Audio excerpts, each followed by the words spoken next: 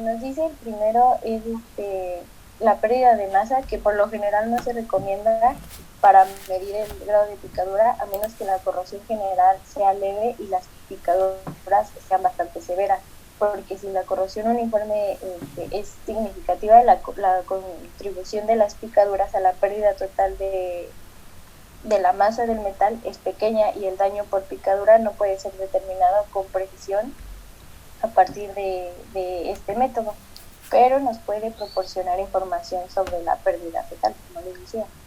Yo creo que la mayor parte de todos, la mayor parte de ustedes alcanzó a terminar su ensayo de gravimetría, donde pusieron sus piezas para pérdida de peso en el laboratorio. Sin embargo, puede haber ocurrido que Ok, vale, gracias.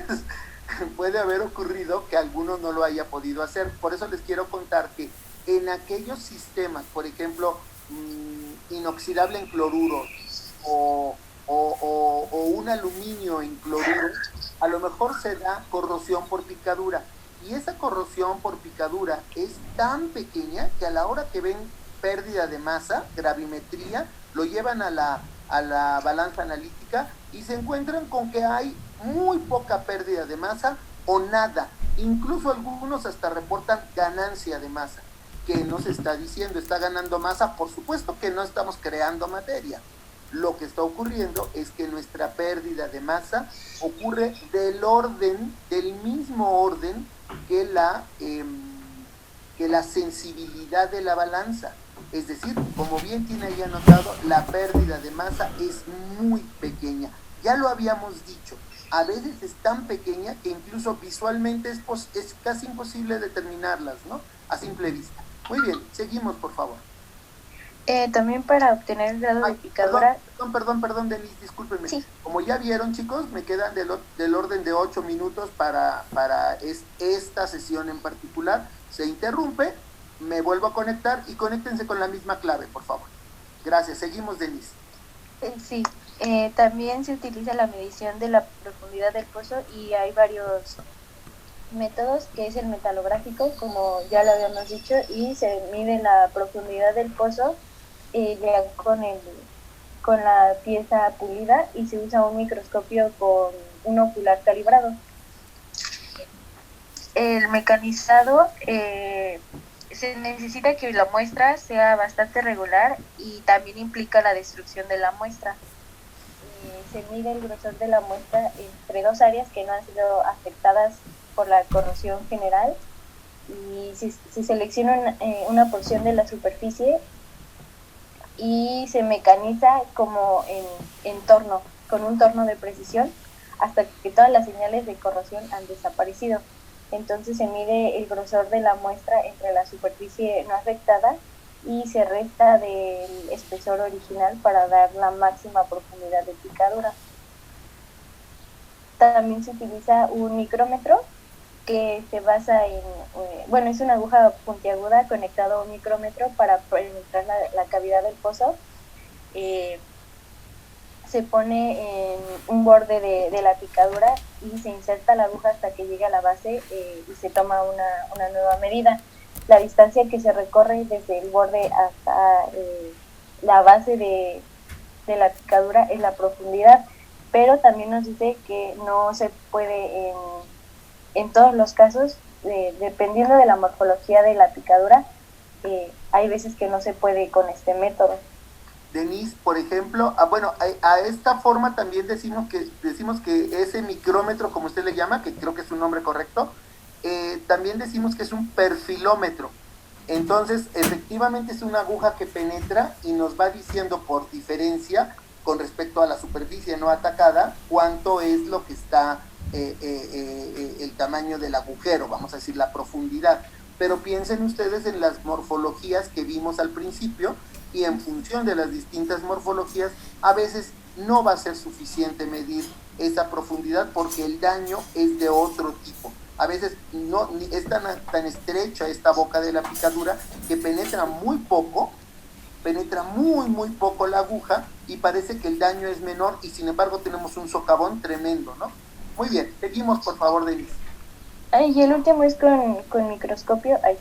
El último es con microscopio y este método se utiliza cuando las picaduras son muy pequeñas o difíciles de penetrar. Entonces se usa con un microscopio metalúrgico con un aumento de unos 50 a 500 aumentos. Bueno, Ahora sí puede ser lo que sigue. ese de los aumentos pues dependerá en función de lo que estamos viendo. Muy bien, muy bien. Tamaño de la picadura. Muy bien. Bueno, aquí hay un ejemplo de una picadura que bueno, es la que nos pone en la norma para observar más o menos el tamaño de una picadura real. Muy bien. En el enlace a la que sigue, por favor. Para la evaluación de picaduras hay varias maneras para describirla y se pueden utilizar las tablas estándar que califica las picaduras en términos de densidad, tamaño y profundidad. Y bueno, le puedes dar a la que sigue, por favor. Aquí está la que nos ponen en la norma. Las columnas A y B se relacionan con la extensión de las picaduras en la superficie del metal. La columna A califica el número de sitios por unidad de área y la columna B muestra el tamaño promedio de la picadura.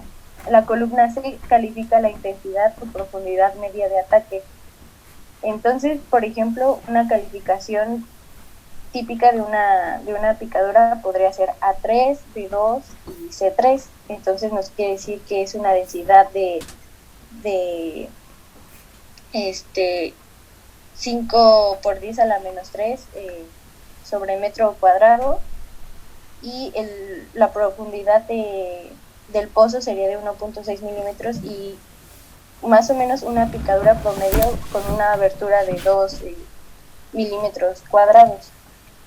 Muy bien, entonces como lo está diciendo Denise, por favor chicos, tendríamos que reportar la densidad de picado. Ahí Denise cometió un error quizá por los nervios. Los perros, perros, por favor. Entonces, la picadura, la densidad no es por 10 a la menos 3, como dijo ella, sino por 10 a la 3. Ahí estamos hablando, fíjense, del nivel más bajo, de 2.5 por 10 a la 3. 2.500 picaduras por metro cuadrado. Pero vean la parte de hasta abajo, la parte del nivel 5 de densidad. 5 por 10 a la 5, o sea, 500.000 picaduras por metro cuadrado. Pueden ser millones. Entonces hay que tomar un área pequeñita, contamos las picaduras y extrapolamos por metro cuadrado. Reportar también el tamaño de la boca de la picadura. Las picaduras no tienen por qué ser, la boca de la picadura no tiene por qué ser redondita, exactamente perfecta. Aquí son son áreas de la boca equivalentes. Y por último, la profundidad. Entonces, como muy bien decía Denise, se puede decir A3, B2, C3. Creo que ese fue el ejemplo que Denise eligió. Bueno, pues así se va reportando. Hay quien dice, oye, sí se puede hacer gravimetría, pero además reporta esto. Dice uno, caray, si tengo que hacer gravimetría y reportar esto, pues ¿para qué me sirve gravimetría? Entonces, mejor ni siquiera hacer gravimetría y pasar directamente a este tipo de evaluación. En algún momento ya muy próximo se va a cortar la comunicación. Recuerden que se corta y se vuelven a comunicar. Seguimos, por favor, Denise. Prácticamente ya terminamos esto y lo que sigue es protección, ¿no? Uh-huh. Sí, bueno, esto también es una forma que es con un factor de picadura, que es la relación entre la penetración más profunda entre la penetración promedio. Y también se puede hacer estadísticamente, pero pues nada más nos da una probabilidad de la picadura. Puedes seguirla, por favor. Bueno, aquí está. Esta es la probabilidad de picadura en porcentaje, donde NP es el número de muestras con picadura y N es el número total de muestras.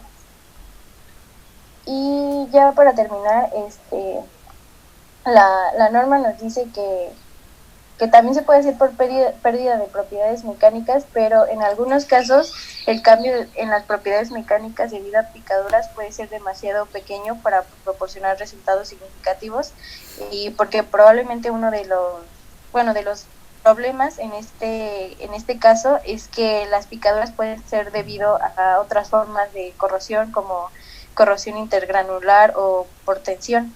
Entonces, que hay que tomar en cuenta las limitaciones de la pérdida de propiedades mecánicas. Muy bien, efectivamente la pérdida de propiedades mecánicas es una manera de medir, pero tendríamos que tener casi para cada material una curva de calibración